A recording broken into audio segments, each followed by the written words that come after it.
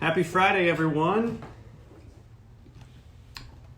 Today we're going to be talking about teachers. It's Friday. It's a good day for teachers, hopefully. Although right now teachers are doing way more work than they're used to be doing, and so I thought it would be nice to just take a day and talk about teachers. Talk about why we all love our teachers. I'm going to be joined by Nick Froney here in a couple minutes. Who's a teacher himself, and I just wanted to take today to just pause, answer some questions. You all submitted a ton of questions about teaching right now, both from teachers all across the country, trying to make accommodations to parents who are stuck at home, wondering what to do, how to accommodate their kids. Sometimes parents have kids of multiple ages, and just wondering how can I work full-time, maybe your spouse is working full-time, and teach full-time now as well. I talked a lot about education on the campaign trail. Education means a lot to me as a teacher myself, and I went into education out of the arts. So I went into theater in college and started teaching theater out of college and discovered how much I loved being in the classroom. And it reminded me of my high school teacher, Mrs. Bach, who I really give a lot of credit to for truly saving my life in high school. It was a terrible time for me. It was really tough. I got picked on a lot, and the theater is where I thrived. I loved being in her classroom, and that's what I loved about teaching. It wasn't necessarily the content. It was being that person in the room who made kids feel understood. And knowing that your kids wanted to come to your classroom because they felt like they could be their true selves there. And that's just one thing teachers do. It's not just about what content you're teaching in the classroom, but it's about how you make your kids feel. And I believe students won't always remember what you taught them, but they will definitely remember how you made them feel. So we don't have a lot of time today, so I want to jump in. I want to bring Nick in, and we're just going to chat a little bit about what he's doing, what teaching looks like for him, some of your questions.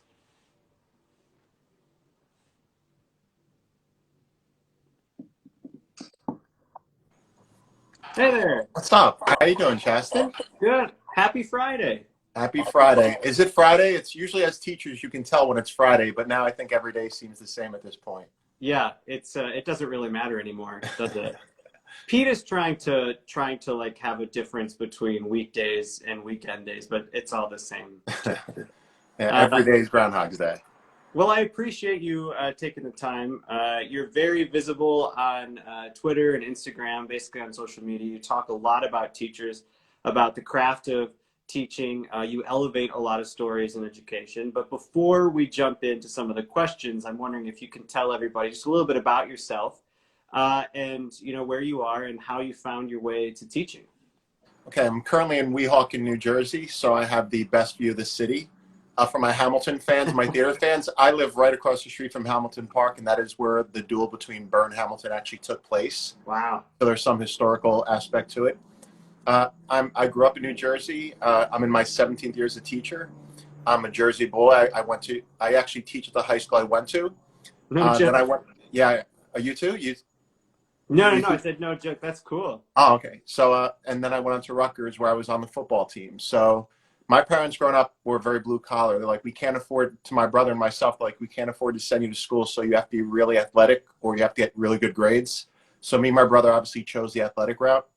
But once I got into college and I started taking my history classes and my education related courses, I always kind of knew I wanted to be a teacher. I always wanted to mentor people, and I am who I am because of my kindergarten teacher and my high school history teachers. I would say I was blessed to have multiple mothers and multiple fathers in my lifetime who mentored me.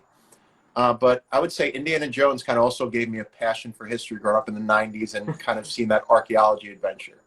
But I always knew I wanted to be in education in some way. Like you, however, I ended up after college waiting for a teaching job. I ended up falling into acting, and I worked on a soap for a little while. I figured it was only a matter of time before they realized how bad I was. At the same time of working on the soap, a teaching job opened up my old high school. So I actually left the TV show, which I was making a decent amount of money as a day player, to go back and teach in high school. But what most people don't realize, Chasten, is teaching is performing. We're putting on 6 shows a day to an audience that's that may not want to be there. And our job is to not only relay our passion, but to convince them that they should be there. And it's like, it's one of those things where it is performance. All great teachers could be good actors, but not all great actors could be good teachers. But I'm now in my 17th year, and like you, I do have a big platform. Anytime I do any press, the last person I talk about is myself. All I do is meet amazing teachers. This country is full of them. I use my platform to kind of elevate teachers every chance I get because it's so inspiring. So my platform is kind of like what you're doing, is we meet those educators doing all the amazing work, and we just celebrate them because we are in this together. Absolutely. And as someone who only spent a few years in education before, I went out on the campaign trail, something I loved doing out on the campaign trail was just coming into schools or community centers and listening to teachers, because I think teachers are so tired of being talked at or treated sort of just like a monolithic community, and especially taken for granted during elections. And, teaching and education looks so different depending on your zip code or where you are in the country. And so I know we have a lot to jump into and a lot to cover, but I just wanted to share, this moment with you today, just to talk a little bit about the tremendous things teachers are doing, celebrate them, maybe give some tips and tricks to parents at home who are trying to figure out how to be teachers, and really elevate the voices of the teachers we respect and admire so much. I was wondering, what do you teach? And then tell everybody what you teach. And then how does it look different for you now during COVID? So I teach U.S. history, cultural studies, which is an amazing course, and I teach history through pop culture and mass media, where we kind of break down to how music, TV, and film throughout history, even cartoons and newspapers, have shaped people's opinions about race, gender, inequality, even immigration. Both amazing courses. How has it changed? What people don't realize is, again, so many educators lose sleep worrying about their students. Like, we care so much. The interaction. Like, as much as students say things that may annoy us at times, like the annoying moments, like those are the things we miss the most about those connections we make with students. The students who can't wait to come into your class and ask you questions or talk to you or hang out in your class. They can't wait to tell you something that happened to them.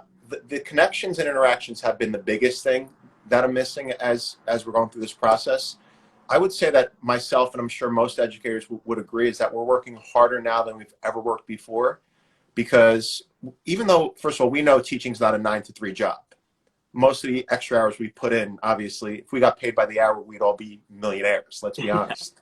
But now our home life and our work life are so intertwined, where you're getting emails at 8 o'clock, you're recording videos, you're setting up lessons. Myself and so many educators, I'm lucky I teach high school, so there's a little bit of independence on their end, where I record videos. I try to give as much normalcy as possible. I record lessons, I tell my bad jokes, I make the inside jokes that we have with each class. My students respond and roast me on Google Classroom, which I love. But at the same time, I could send the assignment. I'm calling home every day.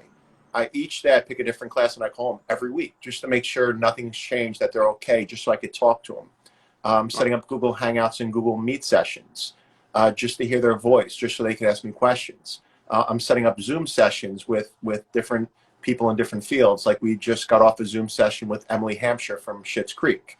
She talked to our theater students, and it was incredible for them to have those interactions. So it's ironic. I feel like we're more connected to our students than ever before, yet we're more distant from our students than ever before. Yeah. How many students do you have? 153. 153. So you're trying 153 students. Individual communications with 153 different students. I pick each class. I do like one day I'll do 2 classes, but I literally it takes 3 hours, but it's the best conversations, because first of all, the parents, once you let them know we're in this together, and second of all, it allows me to know a lot what's going on. If I didn't hear from a student for 2 days, now I know that, they have an issue with Wi-Fi, or I found out one of my students' mother's a nurse, so they're babysitting while their mom's actually at the hospital doing amazing work. Right. So I've gotten to know my students. I've known them well to begin with. We obviously, as educators, we take our time to get to know our students, but I think the connection, and again, I think the role has kind of been blurred as far as we're connected so much more because we are all in this together.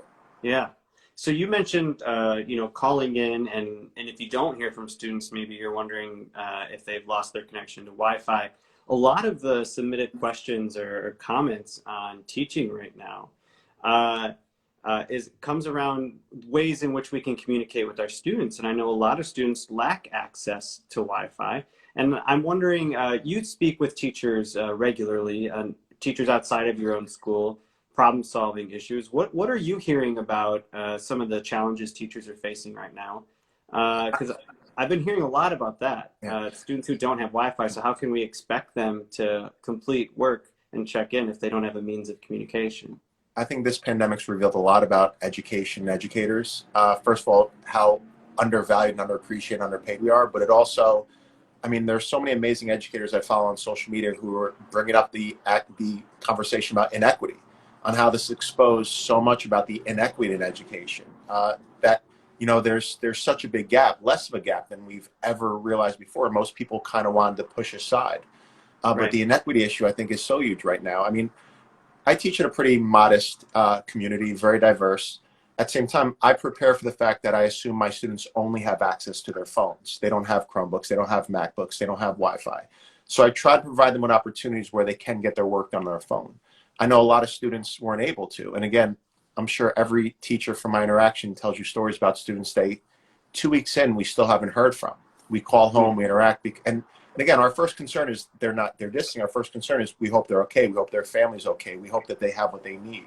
Right. So this is exposed, and again, one of the biggest aspects of inequities in education, that there are a lot of haves and have-nots, and the have-nots are not given the resources that they need to survive and thrive right now.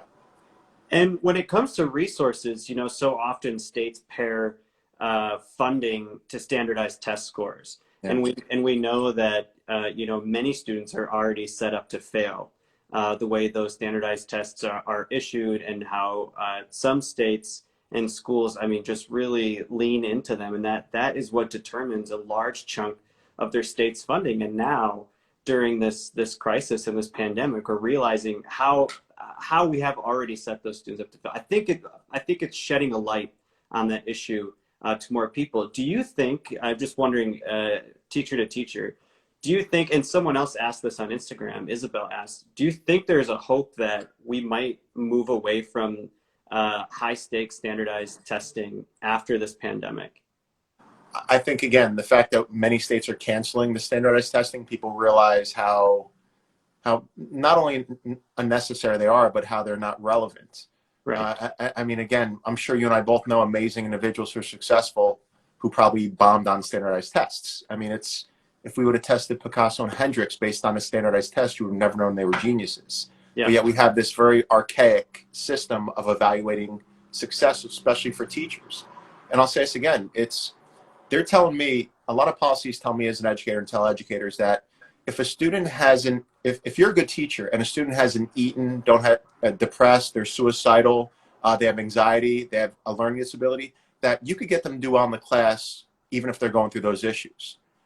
You could get them to do well on a test, rather than as teachers, we meet them and we focus on those needs first to kind of make sure that they have the skills and the abilities and the support that they need.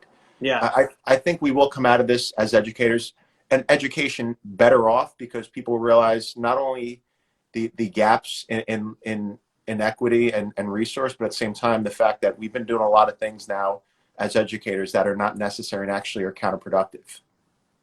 I agree with you. A person, Gwendolyn over on Twitter, said grading right now is grading privilege, because you're grading people who have access, maybe who have support systems, who have time. How are you addressing grading and assessing right now? I'm extremely lenient, meaning I've told them that, more lenient than always. And again, my first concern is always that their safety and their family safety, now more than ever. But I'm allowing them to turn in work late. I'm allowing them to find alternative ways to turn in work. I'm exempting them if they miss an assignment here and there. I'm not, because again, like you said, it is grading now is grading privilege, because if you have everything in place, you have a much better chance of doing everything on time, getting it done, because you have all those resources. So I think most teachers, and I would hope most teachers, are being very lenient and very understanding with their grading and even their assignment workload, because it's not the same. Yeah, exactly. I was just talking with a parent of a former student of mine this morning who has a son with special needs, who has two other kids in the house, all different ages, who also works a full-time job. Her husband has a full-time job. Yeah. And I think, if you have, just thinking of, one kid in that house, trying to make sure that every single kid has the accommodations that they need, has the time and attention that they need, which, if you have two parents who are working full-time, even part-time jobs, they don't have the attention and the time to give their kids as much as we did when we were in the classroom with them 8 hours a day. How do you think, though, I guess let's transition to talking a little bit about parents. How can parents be helpful to teachers right now? And then what kind of tips do you have for parents who I was just mentioning, who are trying to figure out how to be teachers? I mean, let's be honest, parents are almost being our surrogate teacher right now, our substitute in a sense. And I can't imagine how overwhelming it is. I mean, my brother, jokingly aside, called me very upset because he doesn't know how to teach my nephew math because they can't carry the one now with Common Core math. And so, I mean, first of all, the best thing I would tell any parent is call the teacher, email the teacher, get the teacher on the phone, let them know what's going on, let them know that you need our help, because I guarantee you that that teacher will gladly say, let's Zoom with your child. Let me know if I can talk to them. Let me know what I could do with my lessons to help them out. If you don't have certain resources, let me know that and I'll gladly help you. I would say the best thing for parents is to have that connection, that open dialogue with teachers more than ever before. Because honestly, we're selfless people and we're extremely empathetic. If we know that their child needs something extra, they will do it. It's not about equality, it's about equity. Certain students need more resources or more help than other students. Yeah. The other thing I would encourage parents to do, which I think we know as teachers, I always tell my students, I thought I knew everything about history once I left Rutgers. I had a master's in history. I didn't realize how little I knew about history until I had to teach other people history. It's like Einstein says, you don't fully understand something until you can teach it to your grandmother. So the best lesson I told my brother, and I tell other parents who do ask me the question, is have your child teach you what they have to learn.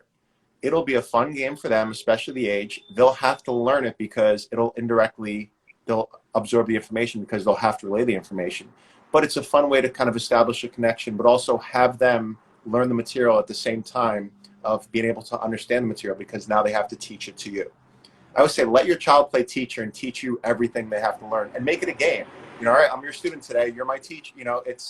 I think it's extremely effective. At the same time, it's a fun way to kind of engage and work and get an idea of what they're doing.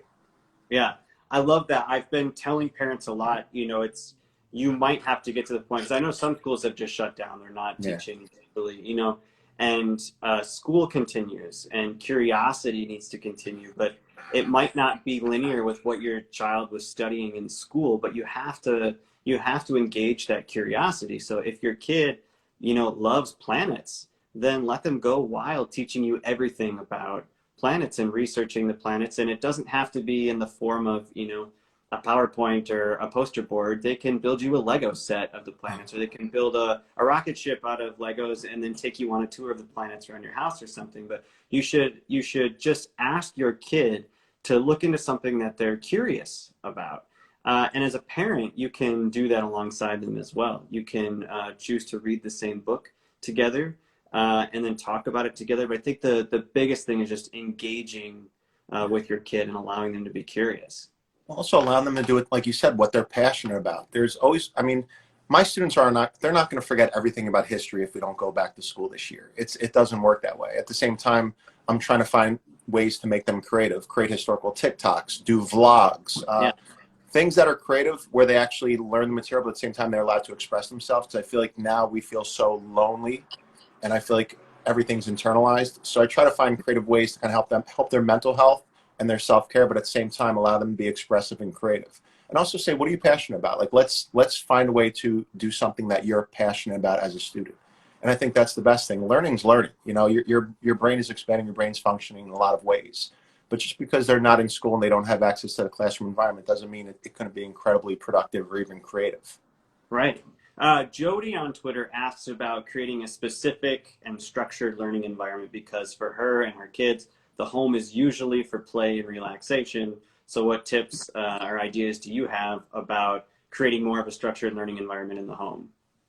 I mean, I have my brother who's a cop who has my nephew still waking up at 7 o'clock, which I don't think he should do because he's like, I want to keep him on the same pattern.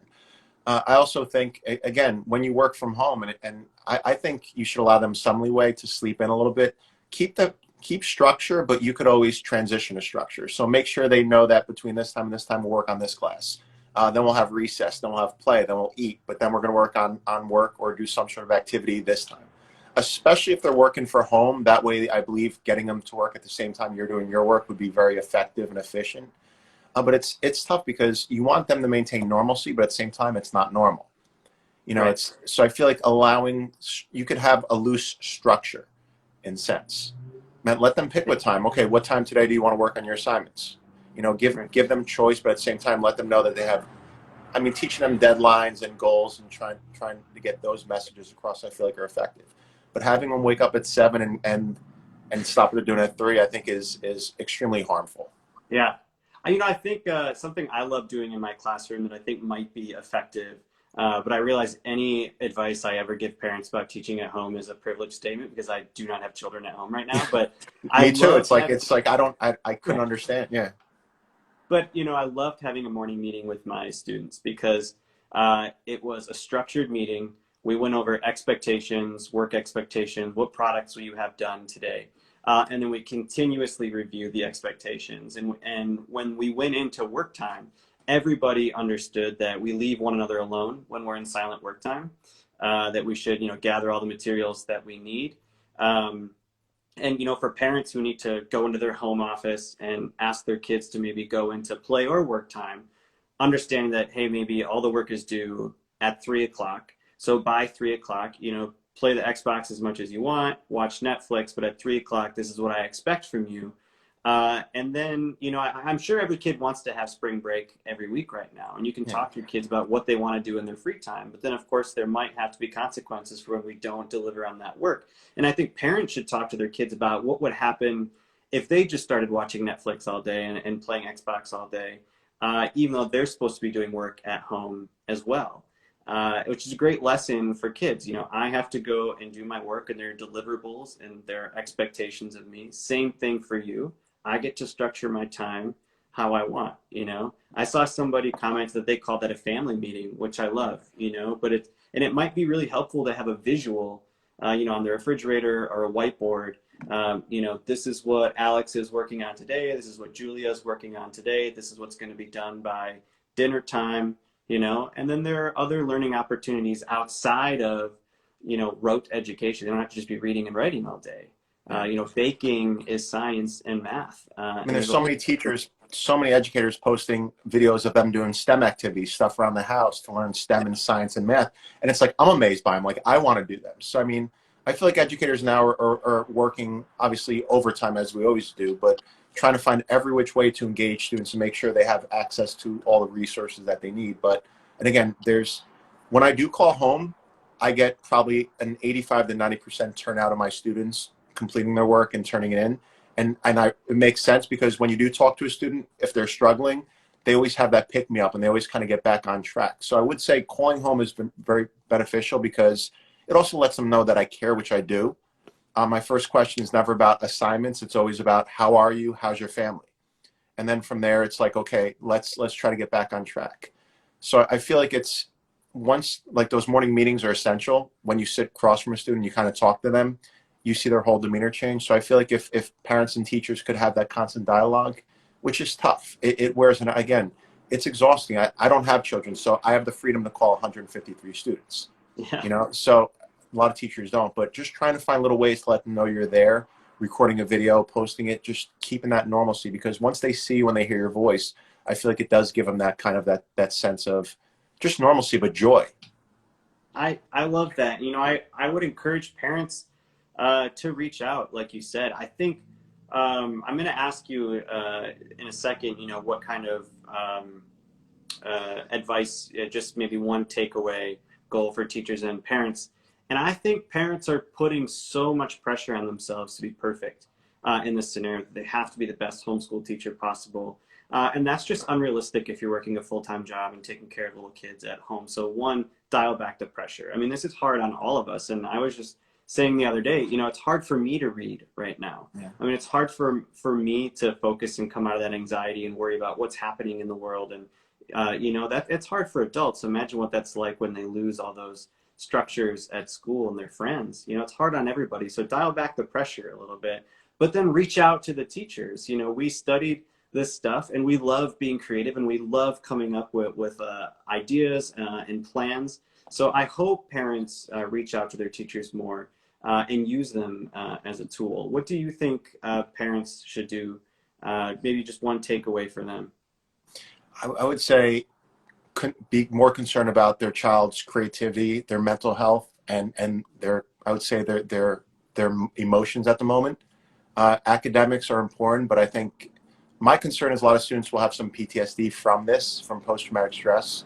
And because, I teach seniors. I had a young lady crying to me via Zoom the other day because she's been looking forward to prom. She's been looking forward to graduation. And again, in high school, I know as an adult, we realize that those aren't the biggest moments of their lives, but for a high school student, they are.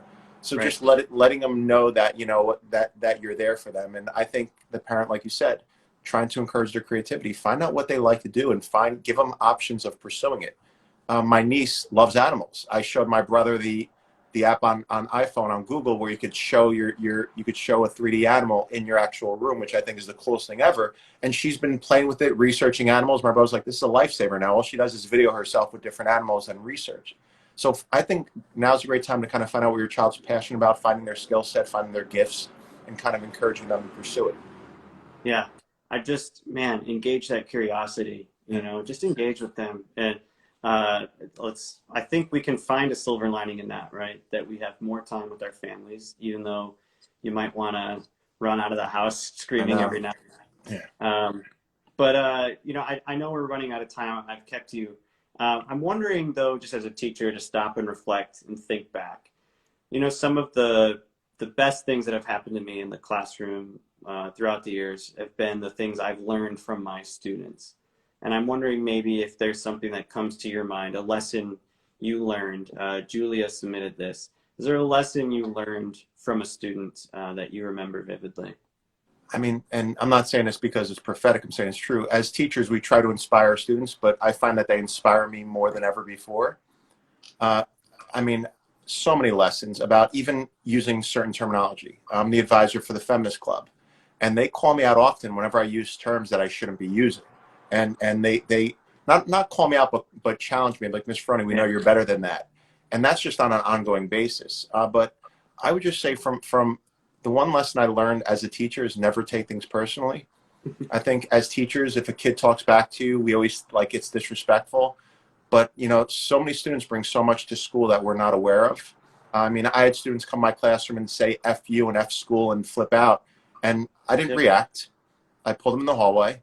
I started talking to them, and I realized that there was something going on at home. I think the best advice I'd give to teachers is it's never personal. Every child, children shouldn't be angry. They shouldn't hate the world. They shouldn't loathe themselves or have low self-esteem. The environment and people around them give it to them. So I think never take things personally. And like you were saying before, my kindergarten teacher said it best. I treated every student like they were going to be president of the United States because they may be. And always overestimate your students' potential, because worst case, they don't live up to it. Best case, they do. Yeah. So there's no such thing as a lost cause when it comes to youth. Yeah. I just saw a comment from Miss Nikki. She said, they aren't giving you a hard time, they're having a hard time. You're having a hard time. Great quote. Yeah, it's very true. Yeah. Which was always helpful for me. I taught 7th and 8th grade. It was never about you. And the thing is, kids come to school, like we say, to be loved or to learn, right? Yeah. And you just got to figure out what's going on in there. It's never about you. And I think it's great advice for parents too. If you've got teenagers at home and you think they're just moody and they're giving you a hard time, there is truth under there somewhere in those emotions, and you just got to find out what's going on. But of course, that requires taking a step back and taking a deep breath, which we're all not perfect at, right? Especially if you've been isolated with those teenagers for I can't imagine. I couldn't sit through a 2-hour car ride to the Jersey Shore with my parents at this point, jokingly. But I can't imagine how tough. And again, it's an interesting bonding moment for everybody. Yeah. Well, hey, I appreciate you taking the time. I appreciate you using your platforms to elevate the voices of educators and teachers. Right now, I think it's just really important we all stop and say thank Well, you. So thanks for everything you're doing in the classroom. I look forward to continue following you and everything that you're doing in your classroom and all of the stories you bring to your platforms of teachers around the country. well, thank you. But I mean, behind every successful person often stands a teacher who believed in them. And all I do is meet amazing teachers who inspire me. And it's just one of those things where I'm a good teacher, but at the same time, all I do is meet amazing, incredible teachers. And the world is full of them. So thank you Yeah. for using your platform to do the same. Hey, you got it. I look forward to chatting soon. Absolutely. Thank you, Chasten. Take it easy. Bye-bye. All right. Great conversation with Nick. He has a great platform. You should follow it. He has conversations with teachers all the time. We'll keep doing this. We'll keep bringing teachers on and folks in the educational field and parents. I hope we can continue having these conversations about what's going on in the classroom, what's going on at home, so we can all feel a little more connected and start answering some of those questions together. I know it's a really hard time, and like we say every day, just dial the pressure back a little bit. This is hard for everybody. Of course, it's hard for your kids, and it surely is hard on you. So try not to take everything too seriously. Hi, Wendy. I see you just jumped in here. Old teaching friend. Please take care of yourself. Take care of the teachers in your life. It would be great if you have kids in school, send your teacher an encouraging note. Just thank them for all of the work they're putting in. I think teachers are working 10 times as hard as they were in the classroom now, trying to figure out digital accommodations for all of their kids. So it might be nice for you to just send them an email, give them a phone call, thank them for all of the hard work that they're doing. Thank you to all of the teachers who are watching, who have contributed to the conversation on Twitter and Instagram. I hope we can keep doing this very soon. I hope you all have a wonderful weekend, and I look forward to seeing you again on Monday. Take care of yourselves.